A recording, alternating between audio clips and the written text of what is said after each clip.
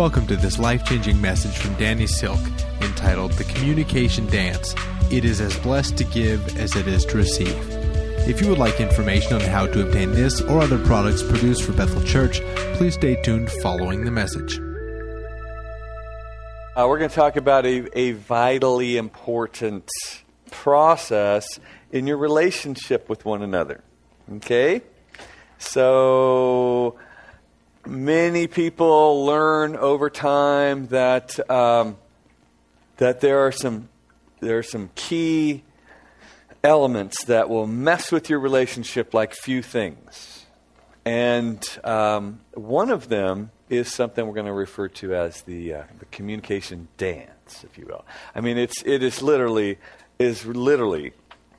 about moving together. It is, there are various ways of doing it, and some people are really good at it, and some people are like, get off me, dude. And some people are like, I don't want to dance with you.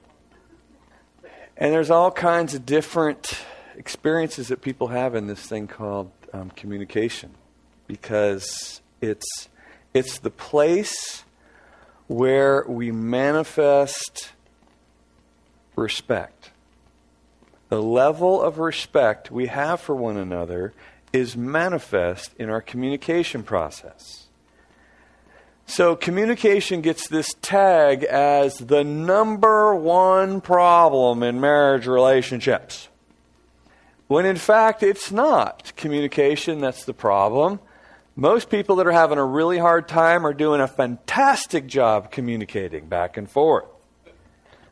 The problem is the level of disrespect has toxified the environment so badly that it's just painful.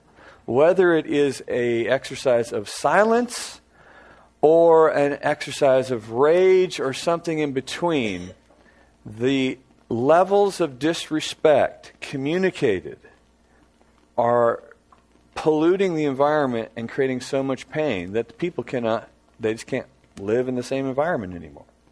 So how do we communicate when we are hurting? How do we communicate when we are scared? How do we communicate when we don't know how to communicate? And how do we cultivate respect through the communication process, even though we are hurt and scared? Well, that's what we're going to start talking about. We'll see how far we get on this. I think this is a 2-week series. We'll come back next week with some more. So I don't know how far we're going to get through today, but I'll do my best to get through this whole section for you. All right? So communication comes in all kinds of forms, and it's a little confusing because it seems like that should make sense. I'm trying to get a message across to you over and over and over, and it's not. There's more than one meaning. There's all kinds of different styles of communicating what you're trying to say. There's double meanings to the same words. There's double meanings to the same phrases. And so innuendos and all kinds of different, excitement really helps communicate, intense point. And then there's these hidden things that you're like, what did you mean by that exactly? Because you're scaring me. There's the don't drink and drive. Don't make fun of the way I talk. And then there's the old impossible scenario where there's this, how are we going to help you through this, I want to help you, but there's no way you're going to get any from me. So let's talk for a minute about what is the goal of communication between two human beings. Because you want to have the same goal and you want to have the right goal. And usually most of us communicate to convince or to agree. We are trying to get you to think like me. I'm trying to get you to see what I see because I just know as soon as you see what I see, you're going to totally change your mind. And that's just my expectation is if you just could see what I see, if you just would listen to me, then you'll change your mind. I somehow am expecting the magical powers of convincing to work through my communication until we agree, because the goal of communication is to agree, right? That's how we end up with 5-hour conversations, arguing for hours at a time. How do you end up arguing for hours and hours? Well, you guys don't argue for hours and hours. You're engaged. You're filled with idealism, and you got the la la la dripping off of you. You don't argue for hours and hours. Dang, you're already arguing for hours and hours? Well, not all of you, because some of you just yield. That's all right, no problem. It's okay. Go ahead. No, after you. No, that's all right. It's not that big a deal. It's not that big a deal. Let's just do what you want. You obviously want this more than I do, so you just go ahead. We'll just do what you want to do. I don't care. Let's have Chinese. Let's go. We'll go have Chinese. The goal of communicating cannot be to convince or to agree. Because in order for that to be the goal of communication, you have to have this very crucial piece that you will never have. And that is control of the other person. In order for your goal to be to convince or to agree, you must have control of the other person. The only way that you can have control of the person that you're talking to is if you can get them to believe in voodoo. And if they don't do what you say, you're going to hurt them. Do what I say. Bola, bola, bola. Do what I said. Give me control of you. And you can wear your little shrunken head around your neck. You can run through the village with the doll, the spear, and the shield. And you can try to scare everybody, but it doesn't give you control of me. Ever. You don't ever have control of me. Therefore, we need a new goal. We need the goal of our communication to be that we understand each other.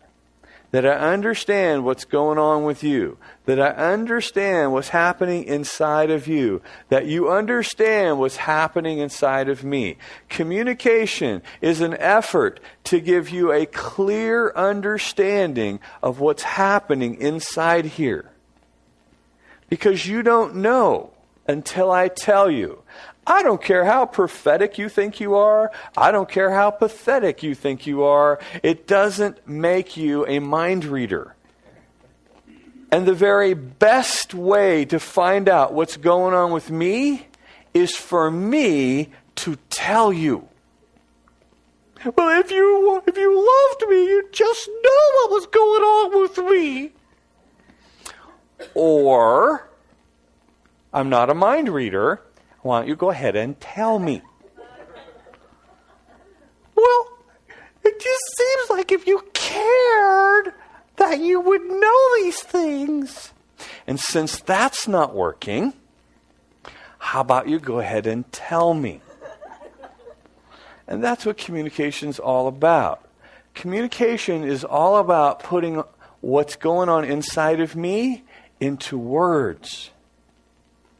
So that you now know, because I told you. Now you have really good information about how to respond to me. Because without it, on a good day, you're guessing. And on a bad day, you've become so discouraged from getting it wrong that you just said, whatever. It seems romantic and it seems like they can do it on the movies. But you know what? I do care about you. I do love you. And I don't know what's going on with you. I'm hoping you know what's going on with you. And if you do know what's going on with you, then if you can put it into words, that's really going to help me, and it's really going to help us. Because if I know what's going on with you, I can respond to your needs and your feelings. And what that does is it actually builds trust. Because you've expressed your needs, you've expressed your feelings, and I have responded in a way that brings comfort. And that cycle right there is what we learn with babies. Babies express their needs to their environment, and they only have one word, really, and it's this obnoxious noise that makes the big people on the outside move around. And as that baby's expressing the need to the environment, the loving, caring people are trying to find the combination to this baby's comfort. And when that comfort is reached, that child is satisfied. That adult is satisfied. And that is how we bring trust into a relationship. Is that needs are expressed, there's comfort and satisfaction as a result of expressing my need to my environment, and both are satisfied. Now, when I have a need and I express it, but I do a poor job of expressing it, and you do a poor job of responding to it, then the need goes unsatisfied. There is no comfort, and that cycle is how we learn to not trust each other. We cultivate mistrust between the two of us because the message I sent you wasn't about me, it was about you. You think, you do, you are, you're trying to, you. So I'm going to try to do a bad job of communicating to you about me by telling you about you. And then you're going to defend yourself against my accusations, and you're going to completely miss what's going on with me, which just solidifies what I was scared of, and that is that you don't care about me. And so the cycle that we have that goes back and forth is it's not safe to express my needs around you because you don't care about me. I tried it once. And you failed. I'll never try it again. Okay, I tried it 3 times and you failed. I'll never do it again. I tried it when I was younger, and the male in my environment then didn't care about my needs. I don't expect you to either. As a matter of fact, I hand-selected you to reinforce my theory. Watch this. And I'll communicate, seemingly, my need. Be obvious to anybody with a brain that they would know what I needed. If you had a decoder ring, you'd understood what I was trying to say. But you obviously only care about yourself, which is why I'm totally justified in living guarded and protecting my heart from you, like I did with the significant other gender parent that I had growing up. That means I can get married and experience my childhood for the rest of my life and not have to change a bit. And that's what happens. What happens is we end up playing out what we know for the rest of our lives. And we end up reinforcing something that's not true because we made the goal of communicating to convince or to agree. I need control of them. And once we begin to make the goal to understand each other, I now have to learn how to understand people and how to be understood. And that's not something that people naturally know. Most people try to keep themselves a secret because it's scary being vulnerable. Making myself known requires intimacy. It requires that I have the practice of intimacy. Literally means, into me you see. I'm going to make myself known. I'm going to let you see who's in here. I'm going to show you what I feel. I'm going to show you what I need. I'm gonna be very vulnerable. I need a safe place. I need a place of trust constantly building in our environment. I need to feel accepted. I need to feel like I can be myself. I can show up. I can express who I am. I'm going to find acceptance in this relationship. When we don't receive one another, when we don't understand one another, when we don't let people be themselves around us, when we require that people are someone else, when we require that the person with us changes, then I begin to be afraid to let you know who I am because I don't believe you like me. You wish I was somebody else. I cannot tell you how many people don't really like each other, but have great hope of, after they get married, changing each other. You know what? I like 2/3 of you, but that 30%, we're going to knock that off of you. That thing will be splitting on the other side of I do. Well, I know you got some weird hang-ups. I know you're kind of a freak, but that's okay. You hang around with me long enough, and you'll like me as much as I like me. I kind of grow on people. I'm a change agent. Everywhere I go, I bring change. Thank you for inviting me into your life. I've come to redecorate your life. You're going to love what I do with the place. That little thing right there isn't a little thing at all. That little thing right there means I can't be myself around you. You can't be yourself around me, because at any point that you present you to me, I try to change that. I don't try to understand it. I don't try to communicate to you how it affects me. I simply go to work to punish that thing until it no longer shows up around me. And we increasingly learn that our relationship is built upon conditional acceptance.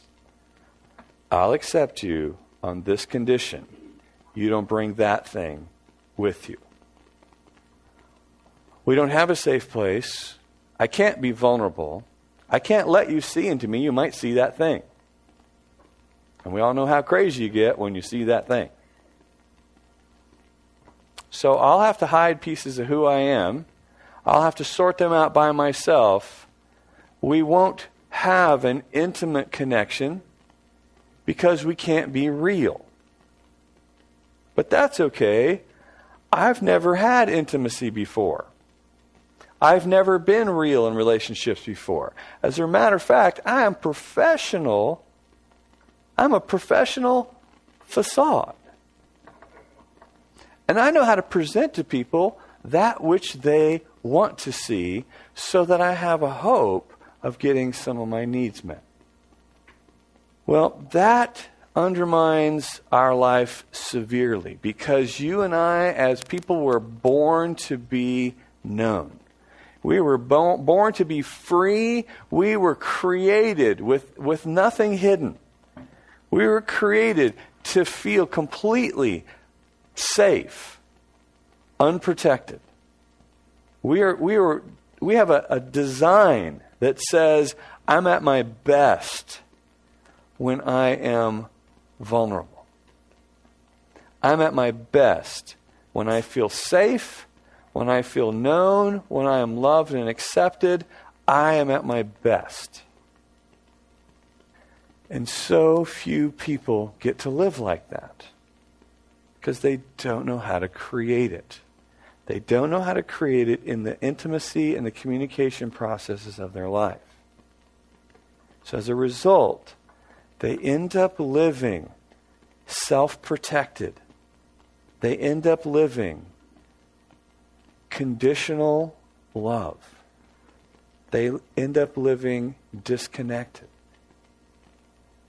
It's a very sad experience. It's a very sad condition for most relationships. It takes change to get something different than maybe even your parents had. Because you can say all day long, I'm not going to end up like my parents. You can say it all day long. And that's a great way to end up just like your parents. But if you say, I'm going to end up like I was intended to end up, and I'm going to learn and change what I need to get what I was intended to have, and that is intimacy. Now, so many people don't have it, and so you think your enemy knows that? Of course he does. Of course he knows what you were designed to have. Of course he knows what's in heaven. He was there. Of course he knows how the Father relates to people. Of course he knows. And knowing that, he is going to generate a counterfeit for you. He is going to supply you with something to help you experience the euphoria of intimacy. The literal endorphin bath that you get from being enjoyed, being known, being loved, feeling safe, feeling connected. The human experience of intimacy is what you were born for. It's what makes worship so powerful, is that we experience the closest thing to intimacy many of us have ever had. And your enemy says, here, let me offer you something. Let me offer you an ecstasy experience through your relationship with an object, a substance, something you control. Let me seduce you into the belief that you control the intimacy levels that you experience in your life. Let me offer you a little button that you can push and feel this euphoria anytime you want to. Here you go. Here's a little button. How about a little mouse click take you to a porn site? How about a little alcohol? How about a little substance that you can stick in your bloodstream that'll just alter your body chemistry, and you'll have this amazing feeling. Here, eat another cake. Hey, just go buy something. Jump off a big high place. Get a little adrenaline rush. Here you go. Here you go. Here you go. Oh, what do you mean the button doesn't work anymore? Oh, you have to push it 3 times now. It still works. Come on, come on, come on, come on. Okay, who's your daddy? Now I'll be calling the shots, and you're a slave. And what you hoped was taking you to freedom has drawn you into a great prison. And the pain that you live in because you don't experience intimacy, that pain didn't go away. And that's what makes me your master. You need the hope of feeling better. So why is intimacy so important to learn to cultivate in your relationships with your spouse? Because it will create an antidote to the counterfeit. You experience intimacy with your spouse, and you have just created a safeguard against an enemy scheme. You teach your children to experience intimacy in relationships, and you give them an inheritance of blessing. But you stay deprived of understanding the power of intimacy. You stay deprived in how to cultivate a heart-to-heart connection with other human beings. And your enemy prowls like a roaring lion looking for whom he may devour. So why is communication so vital to your health and well-being as a person? It's so that you can be satisfied in your design as a human being of knowing unconditional love and acceptance. The person that you're with needs to have the same goal, because this is really hard to do by yourself. It's doable, but it's not nearly as much fun. Let's talk for a minute about some of the ways that we learn to communicate. Not necessarily the most healthy way, but the way we learn to communicate nonetheless. Let's start with a passive communication style. Now, the passive communication style says, oh, you matter. You matter. I don't. It's all you. It's all you. Jesus died for you. I'm dying for you. It's all you. I must decrease so that you might increase. And it seems just so biblical, especially if you're a Christian woman. As a matter of fact, that is a great Christian woman right there, according to the design of most Christian men. Go find you a good girl that's got no needs at all. She'll challenge you to live down to your most depraved self. The passive communicator is scared, not noble. They're scared. They're scared of being rejected. They're scared of being accused of being selfish. They're scared of conflict. They're scared. This is not a noble thing, that we learn to be lying cowards. It's not a high order of relationship skill. It's not being like Jesus. Jesus was not a passive communicator. It takes great courage to break out of taking a passive communication path. Because the passive will not experience intimacy because no one will know them. They will be a ghost. They will be invisible. They will not be known in the relationship. Therefore, that you can't have a real relationship with a passive communicator. It's very difficult to confront a passive communicator, especially in the church, because they've given themselves the Nobel Peace Prize. They think that they've convinced the environment that they are an all-around good person who's easy to get along with and doesn't require anything. It's very hard to convince that person that they are trying to save their own lives. But that's exactly what they're doing. And over time, the passive communicator increasingly feels used, neglected, disrespected, powerless, and resentful. And their heart begins to be encased with resentments because they've lived a long time in discomfort and dissatisfaction. And for a while, for the upfront of the relationship, it seems like I have an inexhaustible level of service to just give some more.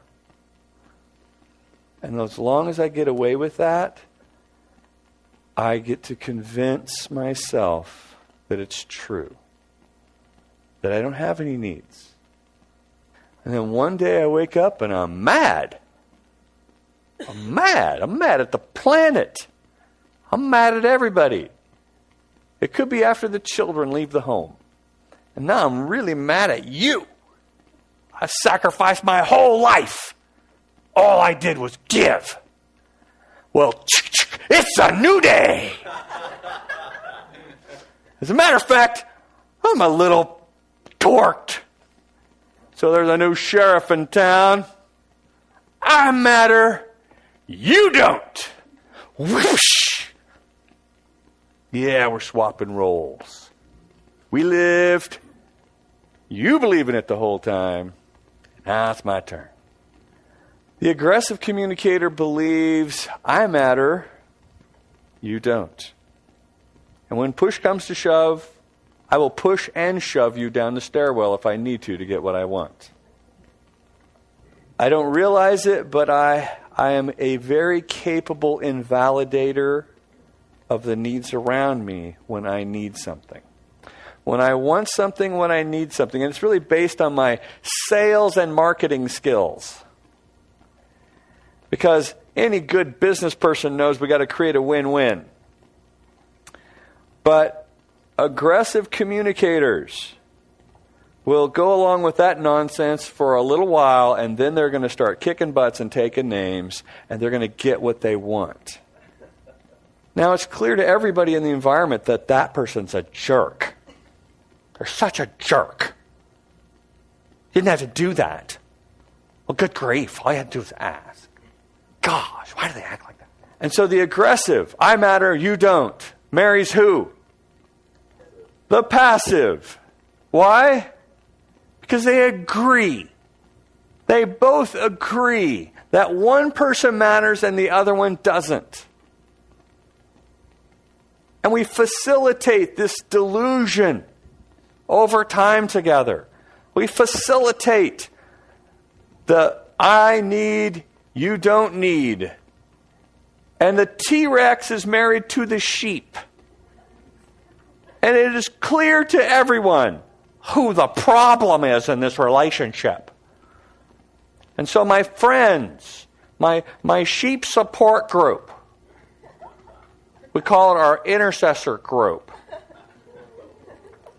We pray for the extinction of all the dinosaurs. The T-Rexes all know that they can be obnoxious. The problem is the passives never take responsibility for what they're contributing to the dysfunction of this relationship. They just hold on to the false hope that if we would just all get along, there would be no T-Rexes in the world. Well, that's not going to happen. And so the T-Rex and the passive are going to have to learn a new skill. They're going to have to learn a new way of getting their needs met. They're going to have to learn a new way of practicing their communication, or there will be no intimacy. The T-Rexes don't trust anybody, and the passives just quit trusting. And so we think that maybe this is the way to go. Maybe we just say, hey, you know what? You really matter. Not!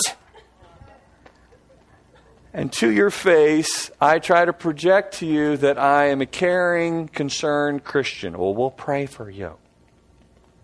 And on the way home, we're like, oh, what a jerk. Can you believe they asked us to pray for them? I bet they're begging money from other people, too. And the passive-aggressive is really, it really is the most acceptable Christian communication style. To your face, behind your back. To your face, I'm a lying coward, I'm appeasing and accommodating. And behind your back, I'm going to get my way. And so sarcasm, innuendos, double meanings, all kinds of unclear communication with a smile on my face. Oh, that's not what I meant. Oh no, I'm sorry. You misunderstood what I said. I was joking. The passive-aggressive communicator has the art of setting people off, especially the people that are closest to him. And so people in relationships with passive-aggressive people seem to just blow up at them. Because they're so hurt, they're so scared. Like, here we go again. I can give a look. I can get a tone. And everybody around me knows what's coming next.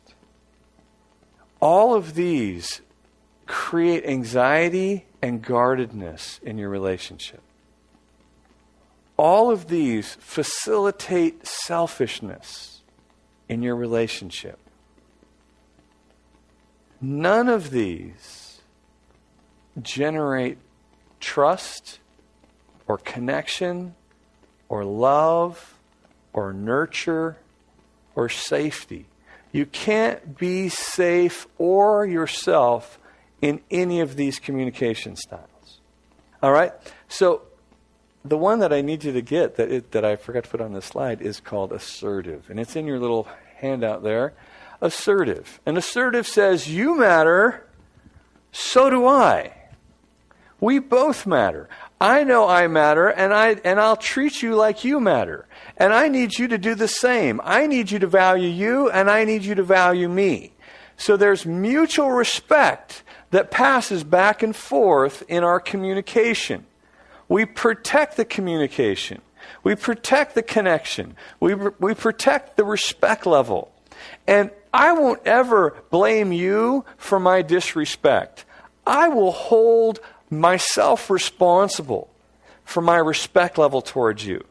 And I'm going to send you a consistent message that says, you matter to me. What you think, what you feel, and what you need matters to me. Likewise, what I think, feel, and need matters to me. And I require the same of you. I require that you value me, and I require of myself that I value you. So there are no victims, there are no opponents. They're just two fully valued human beings in communication, with the goal of understanding what this valuable person is experiencing. What this valuable person is experiencing. And in learning that, I gain understanding of what you need, what you think, and what you feel. And I am now far more equipped to respond to you in a way that will bring strength and comfort and intimacy. Okay? So the communication style that we're after as people who are creating a safe, intimate place is being assertive, being able to send you a message of what's going on with me, and being able to listen to your message about what's going on with you. Now, talk a little bit about levels of communication. There are all kinds of different levels of communication. We can have very superficial communication and talk in cliches all day long. How you doing? Doing great. How about you? Fine. What's new with you? Not much. How about yourself? Nothing. Same old. Same old. Praise the Lord. Hallelujah. Glory to God in the highest. God is good all the time. And that requires absolutely nothing. You can do that in an elevator with absolute strangers. How you doing? Great. How about you? Good. Good morning. Good morning. Then we can go even deeper and discuss the facts. Did you sleep well? I did. You want to read the paper? Just the business section. Want some coffee? Please. You want cream? Yes, please. Sugar? You know I do. What time you got to be at work? 9 o'clock. Johnny's got a soccer game today. Oh, is it Tuesday? It's Tuesday. You're going to be at the game? I'll be late today. What's for dinner? Lasagna. How you feeling? Good. How about you? Awesome. Your mom called. She did. What'd she say? It's on the recorder.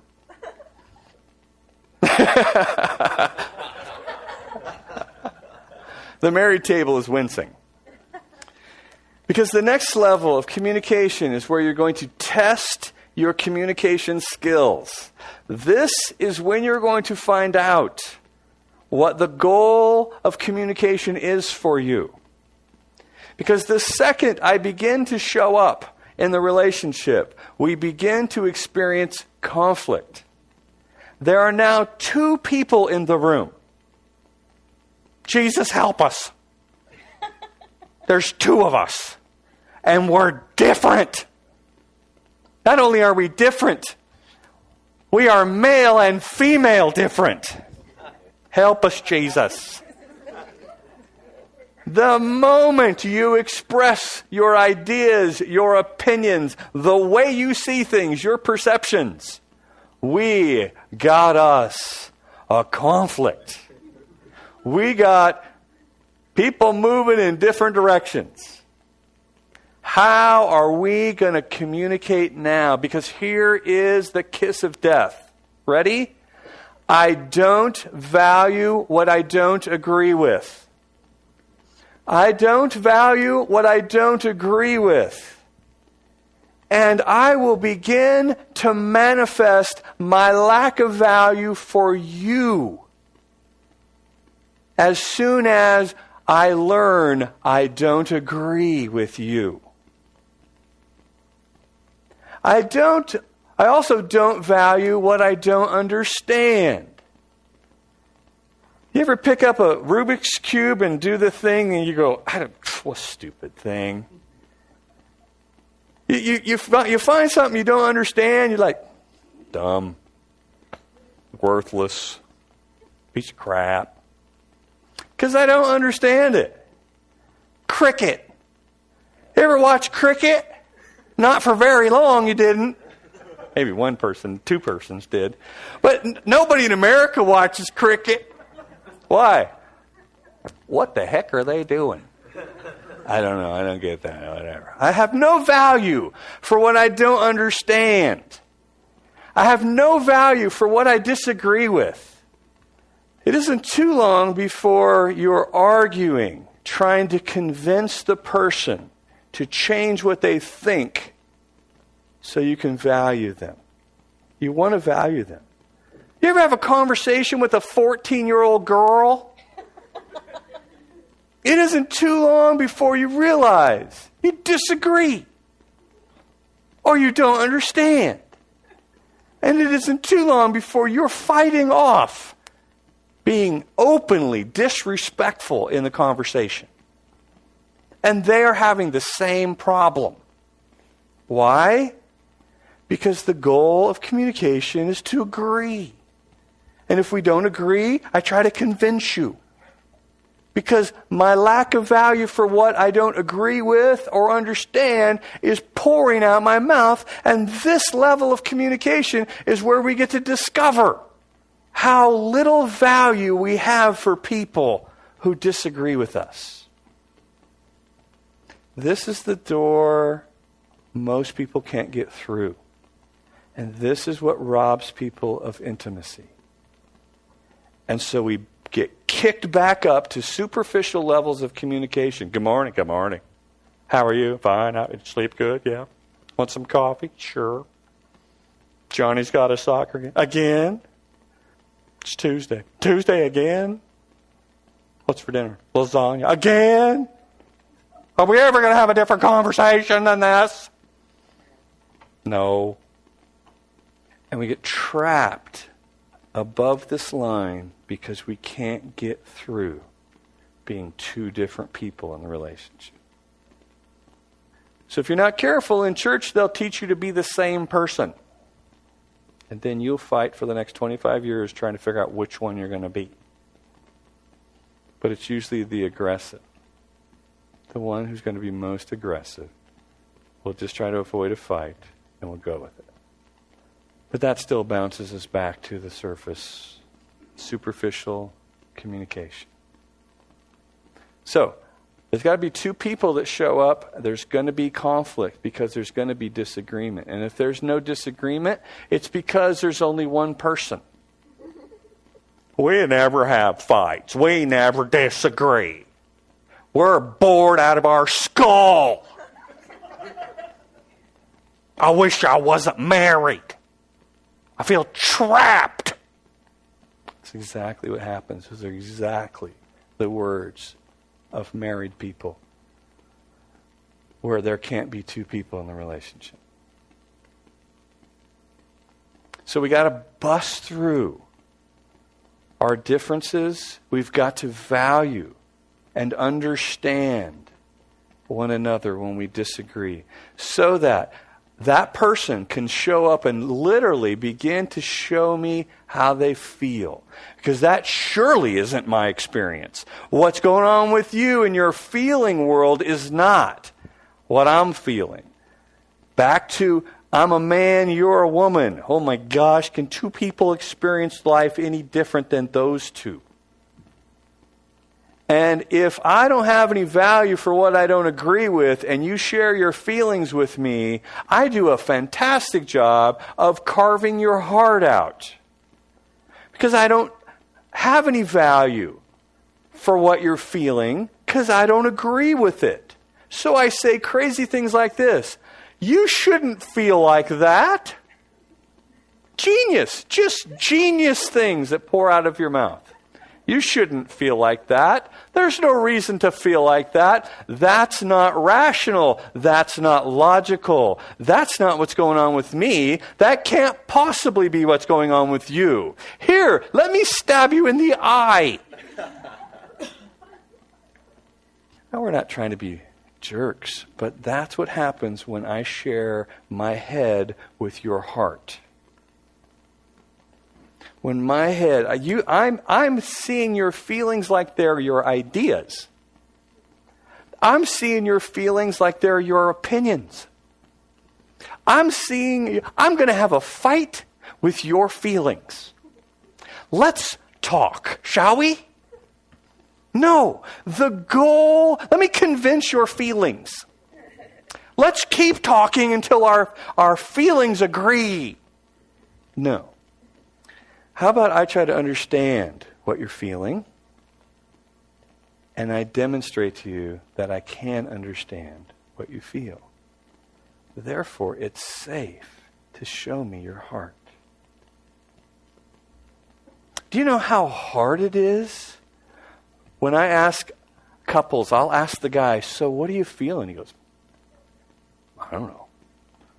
I mean, you seem, what's that? What is he feeling? I guess I'm mad. I guess I just feel mad.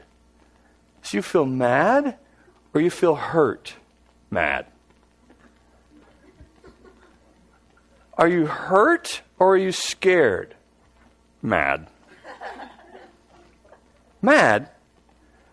Well, mad is a defensive, I'm going to be powerful thing. It's a reaction to feeling powerless. So powerless is hurt or scared. Are you feeling hurt or scared?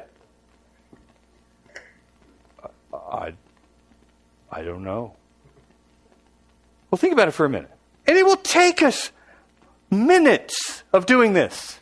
Minutes, sometimes lots of minutes. Or I'll say, so you were scared.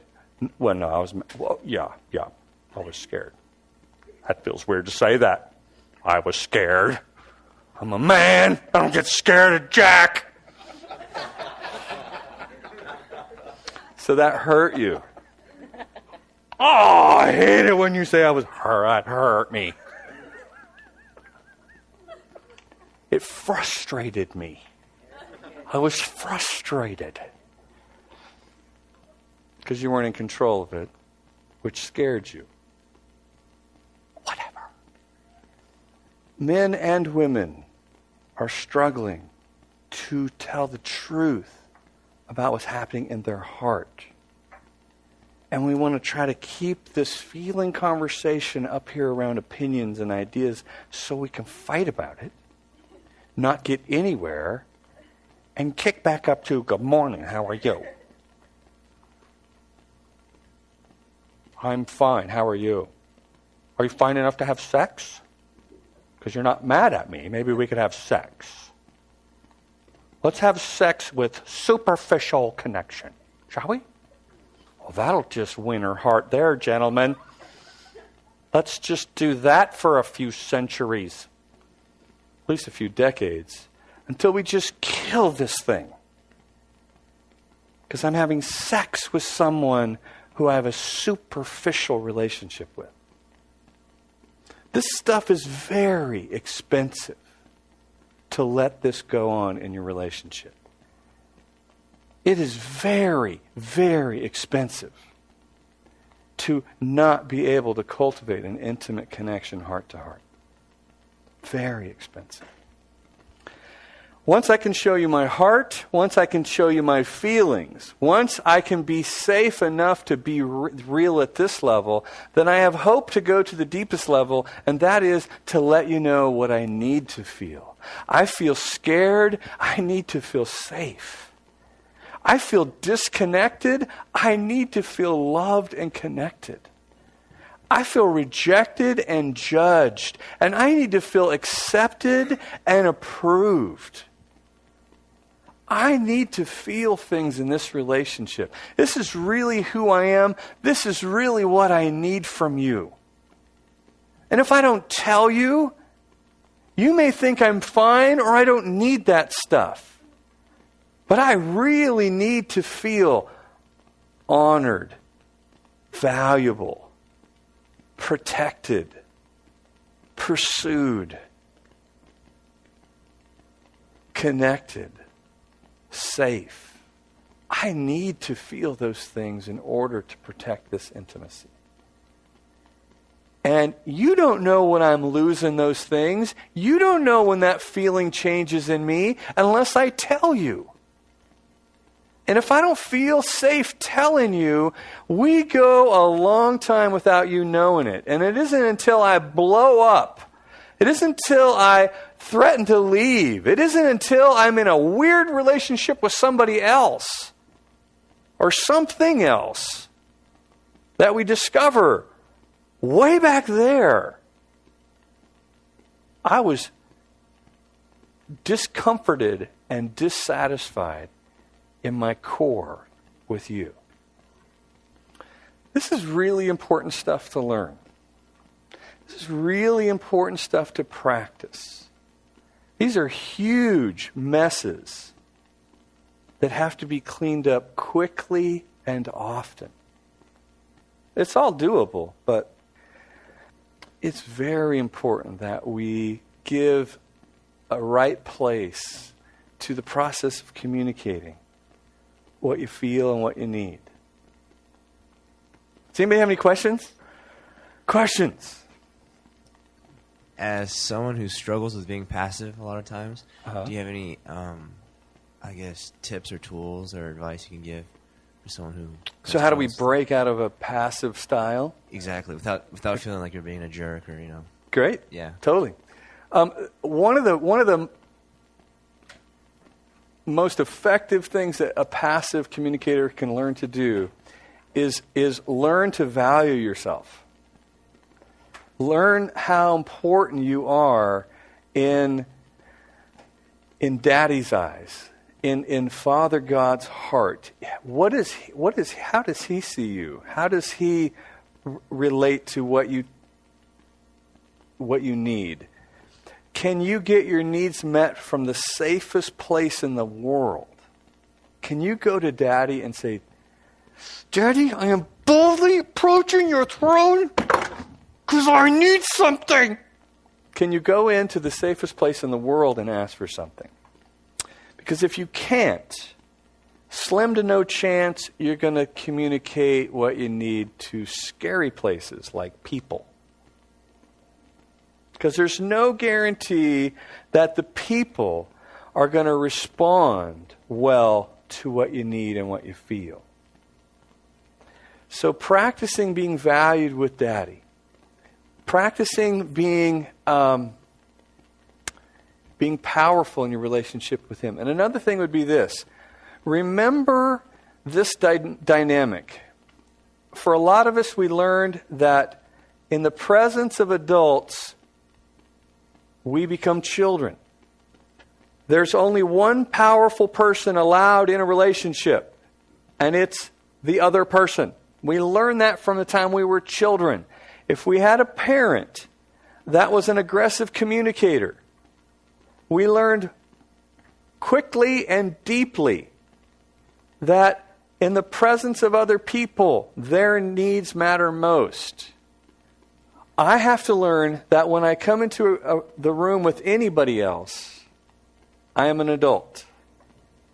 I'm going to have an adult-to-adult communication. There are two powerful people.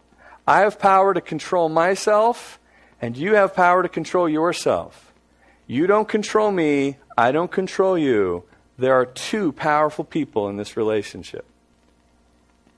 Those two skills, those two beliefs I would go after, and in there is the belief that I don't control other people don't control me. On a good day, I control myself. And so I began to practice controlling myself, and I'm going to tell you the truth in love. I'm going to speak the truth in love. I'm not responsible for what you do with it. I'm just responsible to communicate it. And Joe, that'll help you. Just turn it into an issue of personal responsibility. Because you are a very conscientious individual, and you take responsibility seriously. So just make it an issue of I'm responsible to communicate the truth in love. And the truth is, I feel I need to feel. All right? Any other questions? Hannah? One of the things that I've been working on lately, and I was wondering if you had any advice for me on how to get over this, but I've been having trouble on how I view Ben in communicating, because a lot of times, the only way I can think of describing it is a policeman on the road. When I'm driving, I'm thinking of the police as a bad guy for the most part, because I'm always thinking, they're out to get me, they're out to pull me over, when the truth is, they're not. They're trying to protect us, and they're trying to save us, and even if that means saving me from myself and pulling me over, they're the good guys. And a lot of times that's how I view Ben, is like the bad guy is like out to get me, and like things he says just offends me automatically, because I'm just like, well, why would you say that, whatever. But I don't know, it's how we get into a lot of arguments is because of that. Like, I just view him as this person not against me, not on my side type of thing, when he is, but he is on your side. yes, Right, yeah. That flows out of the same thing, a different end, but the same thing. And that is, I am afraid he's going to try to control me. And I can only be afraid you're going to control me if I believe you can. But the truth is, he can't control you. He can't. And you may even prove that every once in a while. Let's go, he can't control me. And he's like, I love you. I'm going to try to keep you from doing this thing. And you're like, well, I'm glad you love me, but, you do that again, I'm going to break your jaw. Because this dynamic back and forth is, love is control. And there are sometimes things that, if I feel out of control,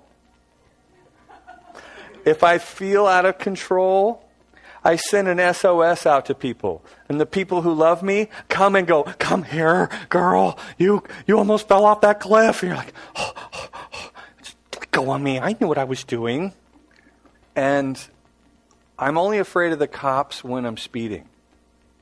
And I'm only afraid when a cop pops onto the scene when I'm usually speeding. But if I'm usually going the speed limit and all of a sudden I look in my mirror and there's a cop, I go, oh, there's a cop. I don't go, boy, cops are bad. Cops bring bad things into my life. Cops bring bad things into my life when I live a certain lifestyle. And so, back and forth, what you guys would be communicating more is, when you do this, I feel this feeling, and I need to feel this feeling. Well, when you do this, I feel this feeling, and I need to feel this feeling. Are we understanding each other?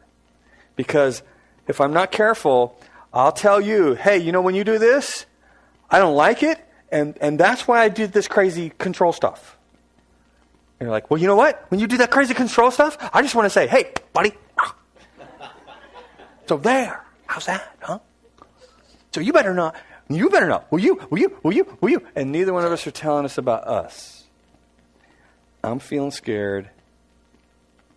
I need to feel safe.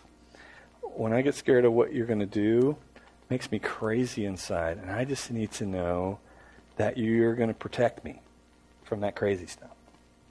Or I feel like I need to protect myself from that crazy stuff. that make sense? Help us, Jesus. Amen. If you would like to order this message or any other product produced for Bethel Church, please visit our online store at www.ibethel.org or call Sound Wisdom at 530-246-6000.